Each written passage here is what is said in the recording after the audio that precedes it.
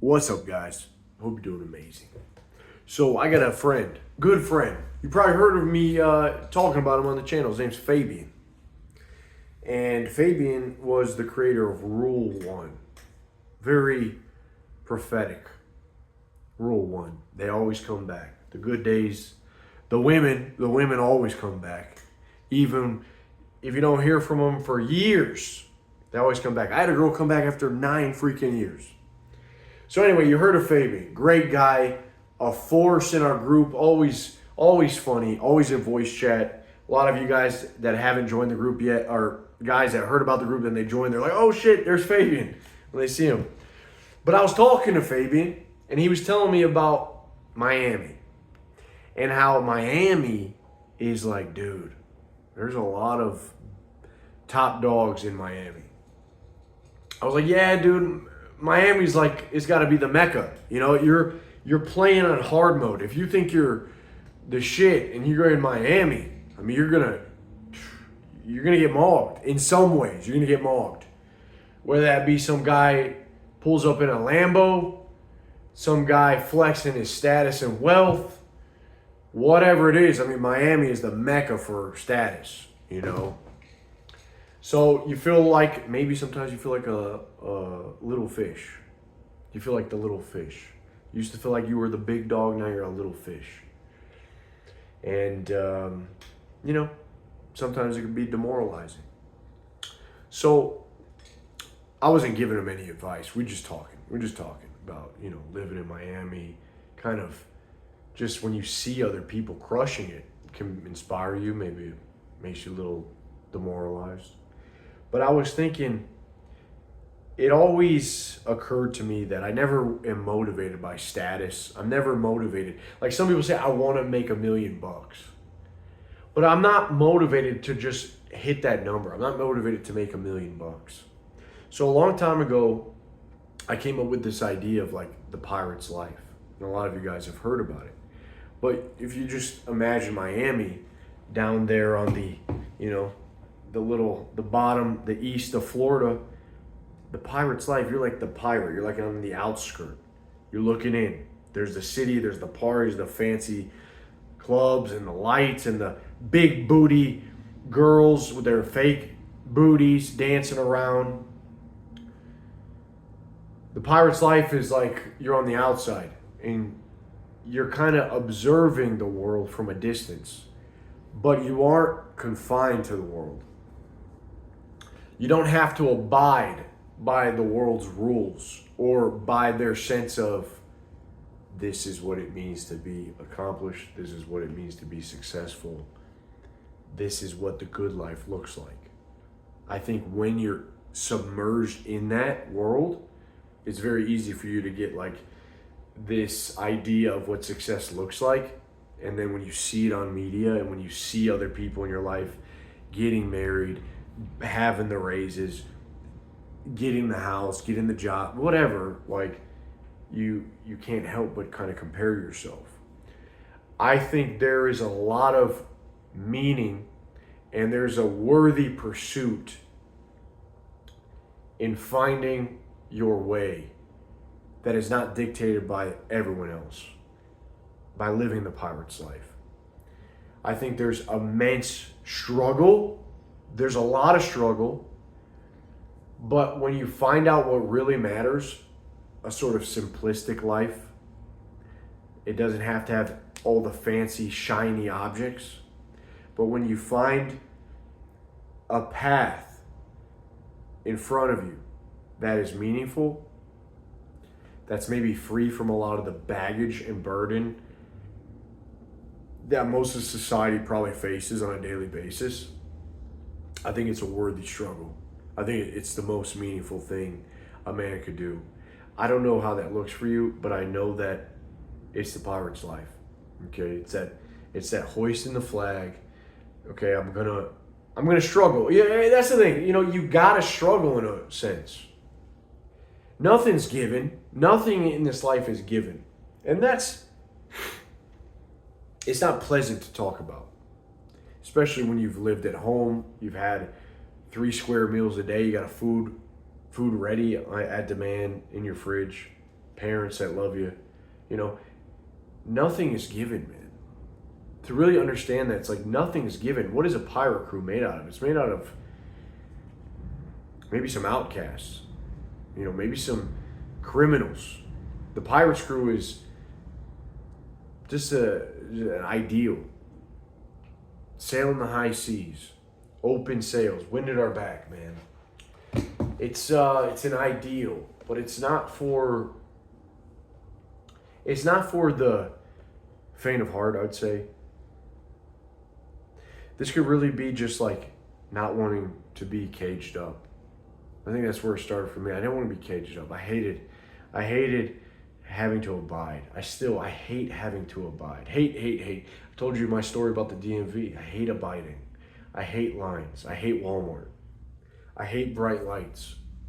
I hate structure in the way that, no, I don't want to be a gypsy or nomad. I just don't want to have to obey and have to bend over too much where I lose my thumos.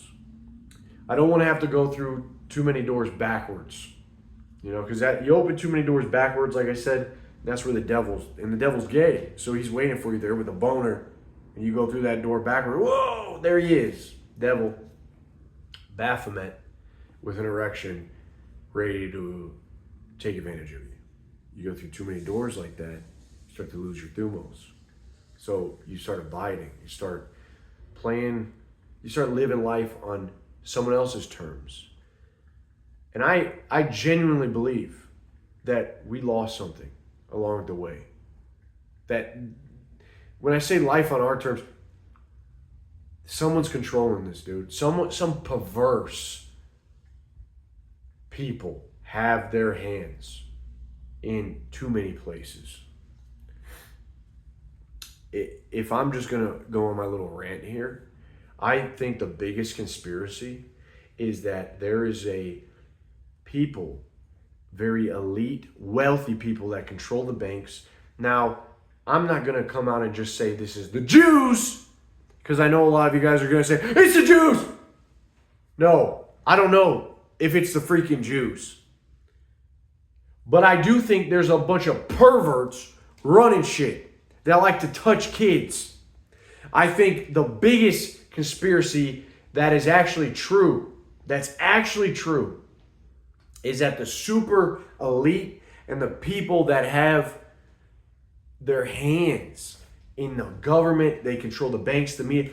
I think there is a large majority of these people that are perverts, that like kids. For some reason, I don't know why, Jesus said in the Bible, he says, you know, let these little children come to me. You must become just like a child to enter the kingdom of heaven. But he also said, it's like, if you harm these children, you're going to have hell to pay. I'm paraphrasing Jesus, but it's not good. If you harm these kids, something bad is going to happen to you.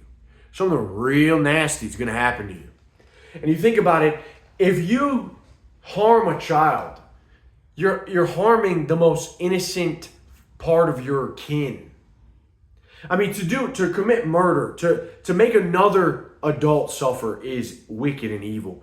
But to now do that to someone that can't even defend themselves, and to also corrupt that with sexuality, is the ultimate form of evil, I would say. I don't think there's anything worse than harming a kid.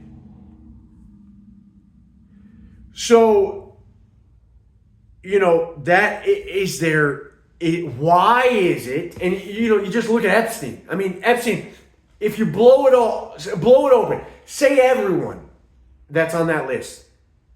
We've seen in the movies, we've seen in the government. Say why are there so many fucking perverts? Why is that? What are they doing? Why are they attracted to the kids? So you start to think, well, these people run shit. They control everything. Everything is manufactured by corrupt people. I mean, listen, man, and it can go even further. I don't know how deep this goes. I know there's a lot of child sacrifice, even the drinking of the blood, the whole adrenochrome, it keeps you young. But it's just like, why the kids? The whole connection with Diddy is, I think it's deep, dude. I think there's a ton of people, just a absurd amount of people in on this sex trafficking thing. You look deep into this, man. You look deep and come and get me, dude. Okay, come. People, you can't talk like that. You gotta be careful. Come and get me, dude. I'm fucking ready. I'll tell anyone come in the house. I give them the boot. I'll give them the boot. I'm ready. You want to suicide me? Come and get it, baby. All right? We're going to talk about this shit. YouTube wants to kick me off the platform. Fuck it. What else is going to happen? Whatever, okay? I'm ready. Death has lost its sting. Death has been defeated. But there's a bunch of freaking weirdos running amok, dictating how we should live, how we should think. Fuck all that, man. The pirate's life is the only worthy pursuit. Hey, we each fly different flags. That's fine. But I ain't flying no LGBTQ flag. You got to fly a better flag, man. Okay, I'm not flying no Ukrainian flag. I'm not in Ukraine. I'm not supporting anyone. You got to figure out what's important for your life. The cars, the fancy stuff doesn't fucking matter.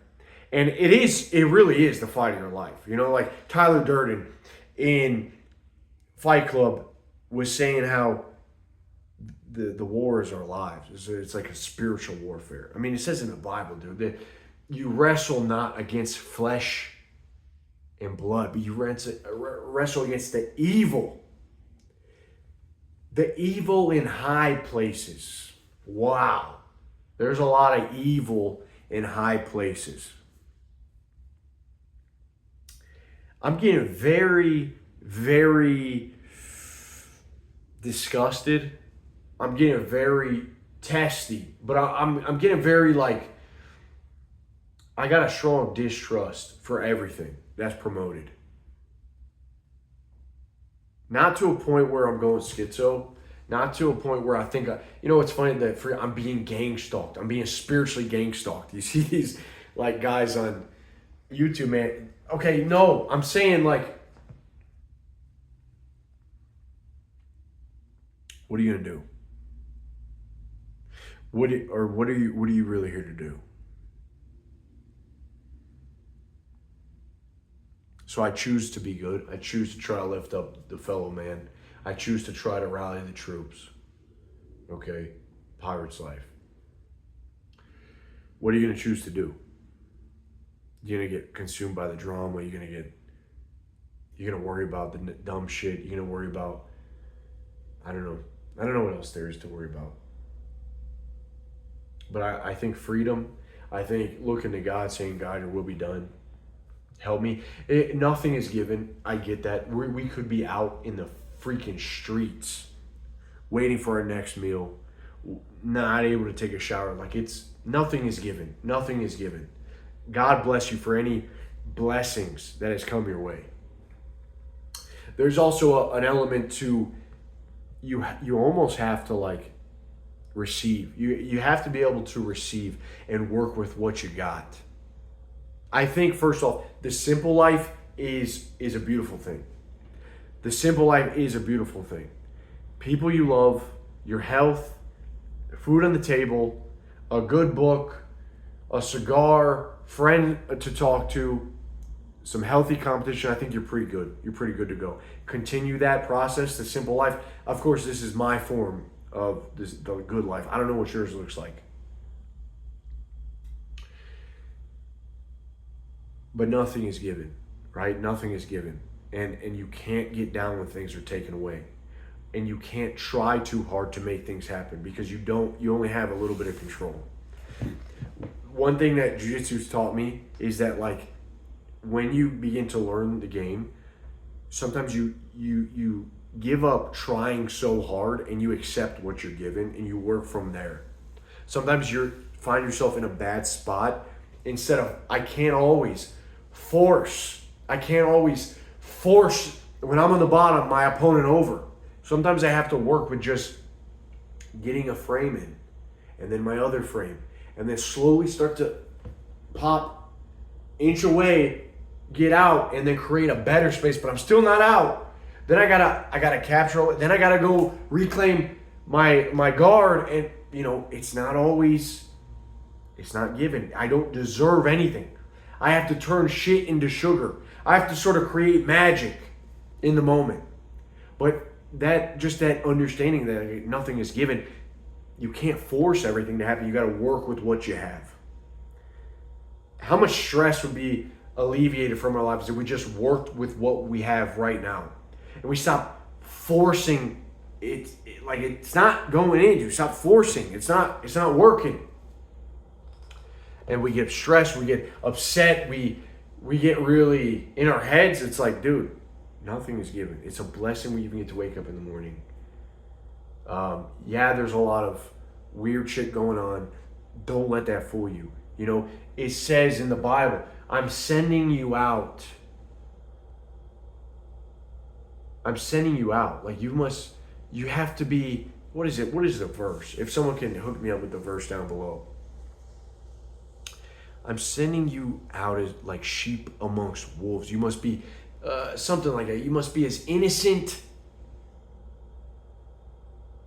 You must be smart as like a serpent, but innocent as dove. Something like that, man. Like you have to be savvy because the enemy's out there, and the enemy works not in a.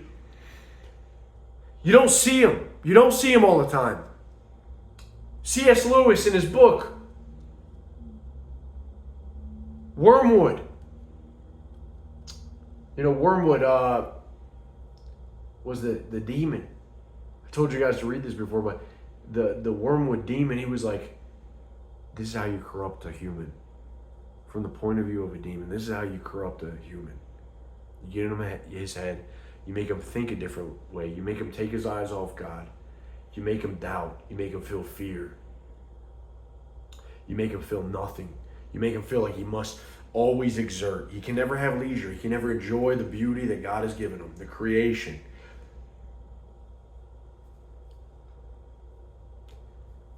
He must feel like a lack in his life. And the enemy's not always in your face.